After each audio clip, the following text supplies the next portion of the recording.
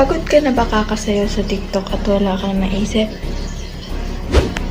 Gusto mo matuto paano mag-transition? Well, kung gusto mo matuto mag-transition, tama tong video na pinindot mo. Kung gusto mo matuto, just keep on watching.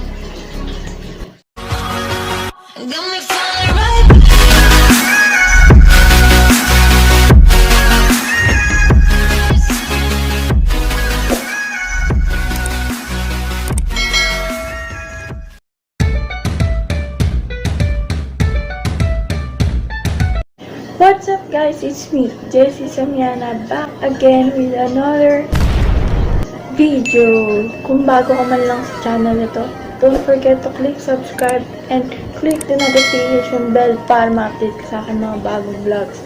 And for today's video, tuturuan ko kayo paano mag-transition sa TikTok. Dahil marami na nag-TikTok ngayon at syempre gusto ko lang na i-share ko ano nalaman ko kaya eto na hinihintay na. Start na natin. Maglilipat lang device para makita nyo kung anong ginagawa ko behind the scene. So, ayan guys, nakapaghanap na ako ng mahihiraman kong device at ang hiniram kong device ay sa mama ko. Kaya, ayan. Para sa video na to, ito ang gagamitin natin audio.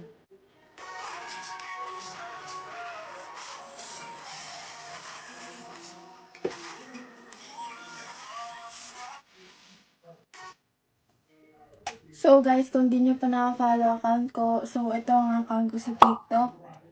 Ayan, kung gusto niyo lang naman ako i-follow.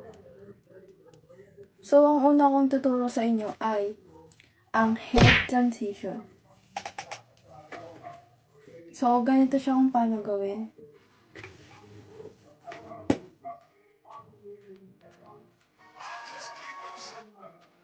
Ay, wait lang. Kailangan kapag nagre-record ka, kailangan naka 2x ka para maging smooth siya. So, ganito yung head transition. Una, sa first clip is parang ibababa mo ulo mo. Tapos sa baba. Tapos ang next clip niya is ganun. Parang binaba mo ulo mo. Tapos sabi. So, ganito siya.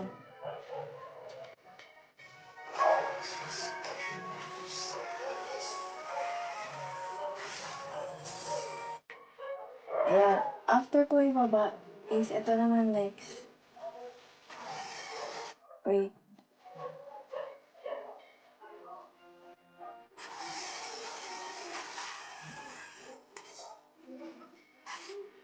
So, ito ang kanyang resulta.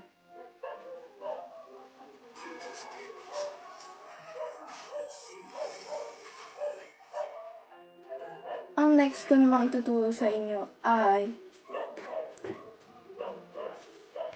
side spin. So, ganito siya. First, from dito, mag-lip-sync ka muna.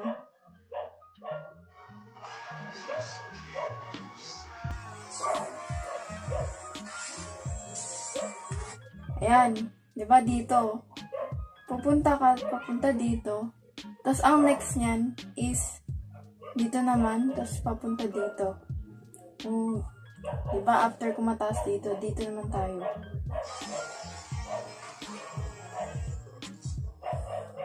So, ito ang kanyang resulta.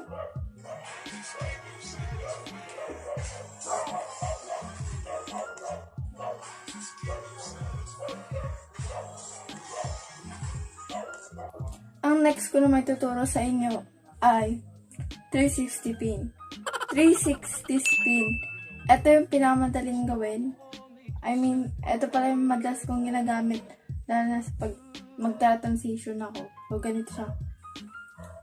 Sa first clip nyo, ang gagawin nyo is bababaan nyo to papunta sa right or left kung saan kayo sanay. So, ganito siya. Ganon sa first clip. Tapos, ang next is dito naman. Ganon. So, ganito.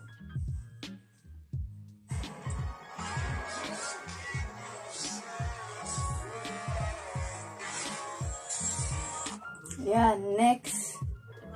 Dito naman.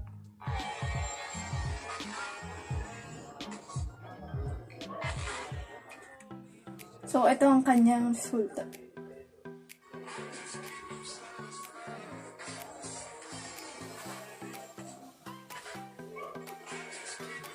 So, ayan. Ang next ko na may tuturo sa inyo is yung parang ganun. Yung ginagawa ko madalas. Hindi ko alam anong tawag sa kanya. Pero itatawag ko siyang hand roll. So, ganito siya gagawin.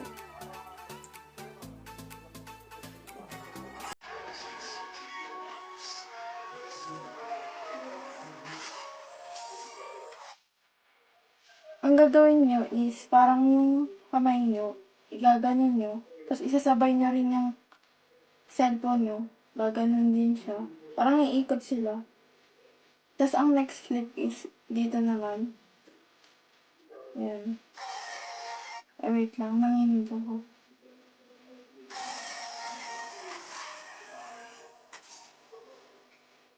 So, ito ang kanyang resulta.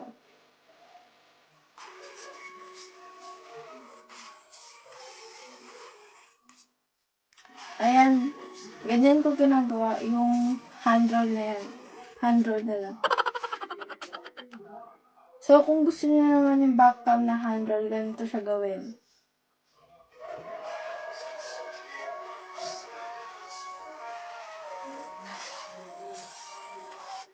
Gaya kanina, ganun pa rin gagawin natin first clip. Pero ito, iba naman. Diba? Ganito siya. Ganun. Ayan, ganyan siya. Gawin na natin.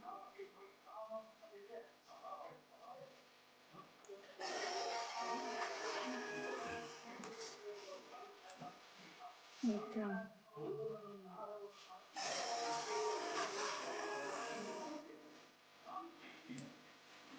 So, ito ang kanyang resulta.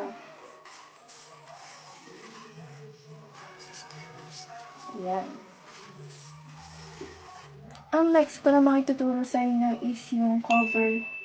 Yung cover yung camera, tas background change. Ganito siya gagawin.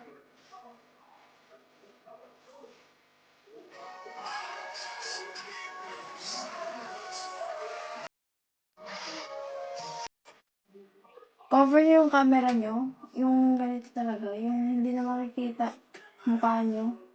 Tas, lipat kayo background. Pare dito.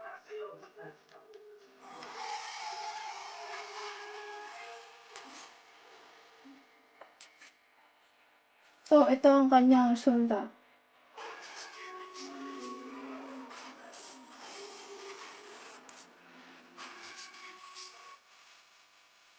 By the way, kahit anong direction siya, kung gusto mo pataas, pababa, pa-left, pa-right, kahit saan. So, ang next naman tuturo sa inyo ay flash transition. Ibang flash transition to, yung shining, shimmering, gano'n. So, ganito siyang parang gawin. Watch.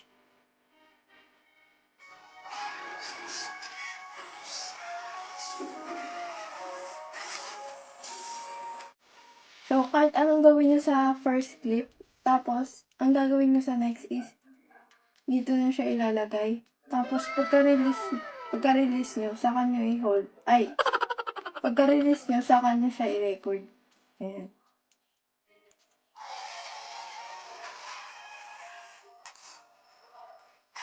So, ito ang kanyang resulta.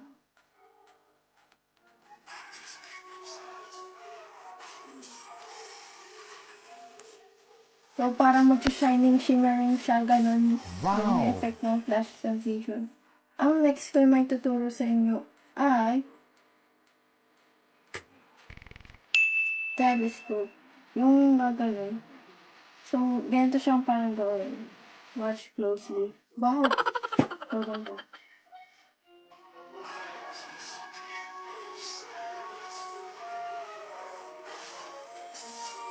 So, parang magpo-form kong bilog or C. Parang mas preferred ko yung bilog. Tapos, pupunta nyo sa lens ng camera nyo. Tapos, ang next clip is, parang ipapasok nyo siya, ganun. Ganun. So, ganun gagawin natin. Tapos, ito, dagdag ko lang. So, ito ang kanyang resulta.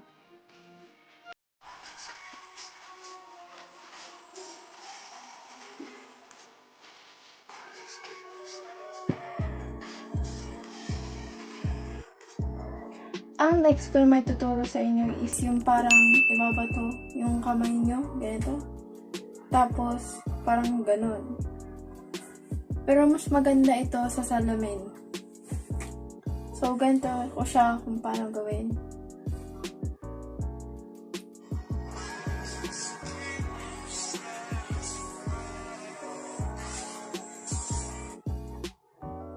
Mag-form ko yung ganito, tapos nilalapit nyo sa tapos lagay, tapos ang next nyo i-clip is dito naman sa back camera nyo or sa salamin. Kapag sa salamin, sa reflection kayo, tapos gumanon. Pero kapag back camera, ganito.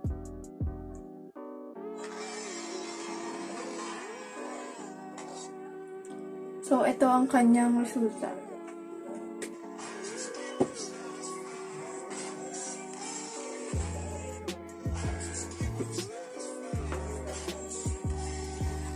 So, ngayon, itatry ko pagsama-samahin yung mga tinuro ko sa inyo.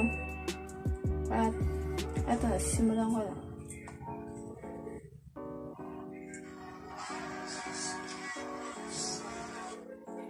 Yan, head transition.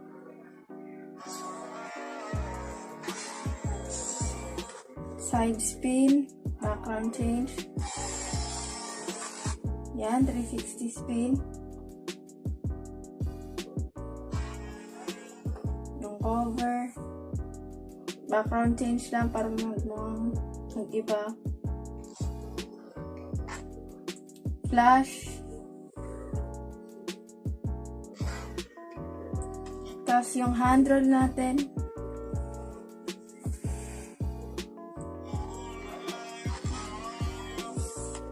tapos ito yung tatapon.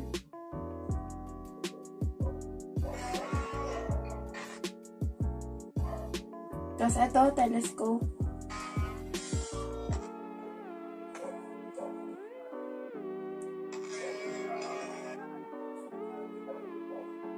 Tapos hindi ko na maalala ano yung iba.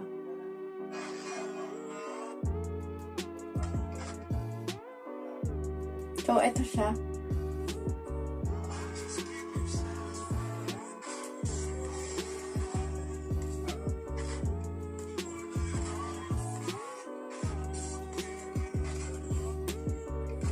Sorry kung di masyadong smooth kasi ewan ko rin, pero ginawa ko naman yung best ko para maging smooth.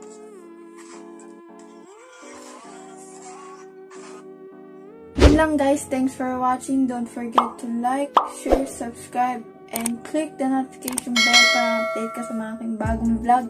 At shoutout sa mga taong ito. Ayan, sana i-follow na rin ako sa mga social media accounts ko, pati sa TikTok. Ayan, kung gusto niyo pa mga ganitong tutorial, comment down below. At kung gusto niyo rin ng shoutout, comment down below lang. Sana may natutunan kayo sa video na to kahit onte. Alam ko medyo pangit yung quality, pero at least sana nakatulong ako sa inyo para matutunan ang transition.